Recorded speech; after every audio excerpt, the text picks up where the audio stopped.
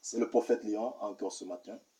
Je bénis le nom du Seigneur qui nous a accordé cette grâce, qui nous a appelés à parler de son évangile. Nous sommes des serviteurs inutiles. Nous ne sommes rien. Nous sommes des chiffons. Nous sommes des ouvriers de Dieu. La gloire revient au Seigneur Jésus. Ce matin, le Saint-Esprit m'a poussé à partager un enseignement très capital. Il veut que nous soyons des hommes spirituels, pas des enfants spirituels. Je dis bien, le thème c'est devenir un homme spirituel, pas un enfant spirituel. La Bible nous déclare, Dieu nous a donné la grande commission, il a dit, allez, faites de toutes les nations des disciples. Ne soyons pas des brebis, mais soyons des disciples. Et cependant, ce matin, il m'a poussé, conduit par l'Esprit de Dieu, de partager une parole très capitale, un homme spirituel. Car un homme spirituel mange la nourriture solide, et un enfant spirituel, par contre, lui, consomme le lait. Et nous allons lire dans la parole de Dieu, parce que la Bible déclare au commencement était la parole, et la parole était Dieu. Nous ne pouvons rien faire, même dans le prophétique, on annonce d'abord la parole, et la parole commence à agir. Parce que la parole de Dieu, c'est la prophétie. Dieu ne prophétise pas, mais c'est les serviteurs qui prophétisent. Dieu nous donne la parole, on reçoit de Dieu, et on prophétise. Je présume que prochainement, nous allons préparer un enseignement sur la prophétie. Puisque c'est déjà beaucoup sollicité dans les idées, on m'écrit, ils ont besoin de l'enseignement sur la prophétie. Ce matin, je vais parler d'abord d'un enfant spirituel et un homme spirituel. Dans le livre de Galates, il est écrit, Galates chapitre 4, au verset 1er, on dit, aussi longtemps qu'un héritier demeure un enfant, ne diffère pas d'un esclave. Un héritier, il demeure un enfant, ne diffère pas d'un esclave. Ça, c'est dans le livre de Galates. C'est la nouvelle alliance. Je sais beaucoup aiment l'évangile de la nouvelle alliance. Aussi longtemps qu'un enfant est un héritier, il ne diffère pas d'un esclave. Galates chapitre 4, verset 1er. Et nous allons aussi lire dans 1 Corinthiens chapitre 13. Je vais lire avec cette version-ci, 1 Corinthiens chapitre 13, au verset 11. Je lis la parole du Seigneur. 1 Corinthiens chapitre 13, au verset 11. La Bible déclare, lorsque j'étais un enfant, je parlais comme un enfant. Je pensais comme un enfant. Je parlais comme un enfant. Il dit, lorsque j'étais un enfant, je parlais comme un enfant. Je pensais comme un enfant. Je raisonnais comme un enfant. Et lorsque je suis devenu un homme spirituel, que quelqu'un dise avec moi, homme spirituel. Lorsque je suis devenu un homme spirituel, j'aime beaucoup cette partie-là. Lorsque je suis devenu, il faut comprendre, tu étais enfant hier, on commence à marcher à 4 pas. On ne peut pas devenir une fois grand. On ne saute pas les étapes avec Dieu. C'est pour ça qu'il va t'amener. Parfois, tu rêves que tu te retrouves à l'école. Après, tu vas rêver que tu enseignes. Avec Dieu, on grandit. La Bible déclare que je suis croissé. Il dit bien, lorsque je suis devenu un homme, j'ai fait disparaître de ce qui était de l'enfant. Si tu deviens homme, il faut raisonner comme un homme. Il ne faut plus raisonner comme un enfant. Hier, tu étais enfant spirituel. Aujourd'hui, tu es un homme spirituel. Et l'homme spirituel a une différence avec l'enfance. Avec l'enfant spirituel. Comme nous avons vu un peu Luc avec Galates chapitre 4, au verset 1er, la parole de Dieu déclarait, aussi longtemps qu'un héritier demeure un enfant, ne diffère pas d'un esclave. Mais par contre, si l'héritier est un homme, vous comprenez un peu. Nous allons avec 1 Corinthiens chapitre 2. C'est la parole. La parole, c'est la parole de l'Éternel. Nous allons partager 1 Corinthiens chapitre 2. 1 Corinthiens chapitre 2. 1 Corinthiens, nous allons commencer 1 Corinthiens chapitre 3. Au verset 2, je lis la parole du Seigneur. J'avais dit tout à l'heure, le thème c'est quoi? Devenir un homme spirituel. Quitter de l'adolescence, quitter de enfant spirituel. Un enfant qui pleure toujours. Tu as vu le cafard? Allô? Oui, homme de Dieu, le cafard. Non, il faut grandir. 1 Corinthiens chapitre 3, verset 2. Je vous ai donné du lait, non de la nourriture solide. Parce que ce n'est pas étape. Avec Dieu, on grandit. Tu veux maintenant 1000 personnes. Est-ce que tu es prêt à supporter 1000 personnes? Est-ce que tu es déjà brisé d'abord pour recevoir les 1000 personnes? Tu ne vas pas les maudire? Est-ce que tu as la capacité de recevoir ces 1000 personnes? Dieu te dit, je vous ai donné d'abord du lait. Il commence par le lait. Si tu es dans une personne, je dis, la Bible déclare, ne sous-estimez pas les faibles commencements. Je suis dans le ministère, je sais ce que je dis. C'est une grâce de Dieu. On ne peut pas commencer à 10 000 personnes aujourd'hui. Tout ce que tu vois, ils n'ont pas commencé à 10 000 personnes. Ce n'est pas étape. Ce n'est pas étape. Tu dois grandir. Tu dois grandir. Tu dois marcher à 4 pas. Tu dois faire tu tombes. Après, tu grandis. aussi longtemps que les épreuves te rendent homme, aussi longtemps que tu traverses des situations, ça te rend homme, aussi longtemps que tu vas raconter cas et cas, telle personne, tu deviens. Dieu te fortifie. Il dit, monte ma fille, monte mon fils, monte, tu deviens un homme spirituel.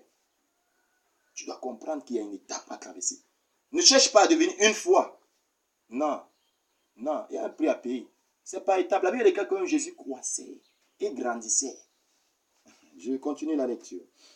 Je vous ai donné du lait, non de la nourriture solide, non de la nourriture solide, car vous ne pouviez pas la supporter. Il y a certaines choses que tu demandes à Dieu, on te donne ça maintenant, tu vas me laisser le ministère. Les 1000 personnes, les 10 000 personnes que tu demandes à Dieu, si on te donne ça là maintenant, tu vas laisser le ministère, tu vas abandonner l'œuvre de Dieu. Pourquoi? Parce que tu n'es pas encore prêt. Parce que tu n'as pas encore cette capacité-là. Parce que Dieu est encore en train de travailler avec toi. Et vous ne pouvez même à présent, parce que vous êtes encore charnel. Tu vas être un homme spirituel, mais tu as encore le charnel à toi. En effet, puisqu'il y a parmi vous de la jalousie, un homme spirituel n'est pas jaloux. C'est les enfants spirituels qui sont jaloux. Un homme spirituel aime voir la grâce qui coule dans la vie de son frère. Oui, quand on parle de la sanctification, c'est au-delà de la polysémie qu'on peut définir la sanctification. On ne définit pas la sanctification sur l'impudicité, la débauche, la fornication. La Bible déclare les menteurs, les hypocrites n'hériteront pas le royaume des cieux. Le but principal, c'est d'être sauvé, de dépouiller le camp du diable pour remplir le camp de Dieu.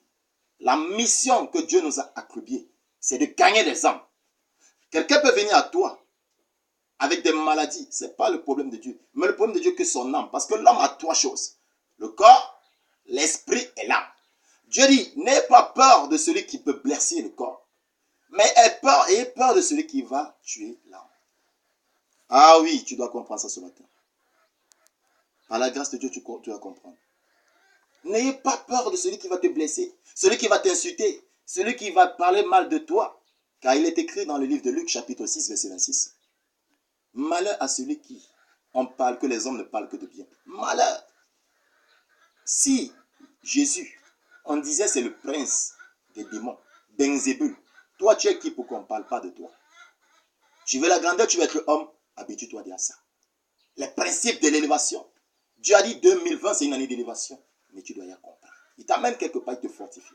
Il est au début, il ne peut pas te donner les 1000 personnes, les 10 000 personnes. Il ne peut pas te faire des croisades partout. Il t'amène doucement, doucement. C'est parce qu'il est Dieu. Ok, je continue la parole du Seigneur. En effet, puisqu'il y a parmi vous de la jalousie et des disputes, n'êtes-vous pas charnel et ne marchez-vous pas selon l'homme? Parce que tu veux être un homme spirituel, mais tu es encore en train de faire la jalousie.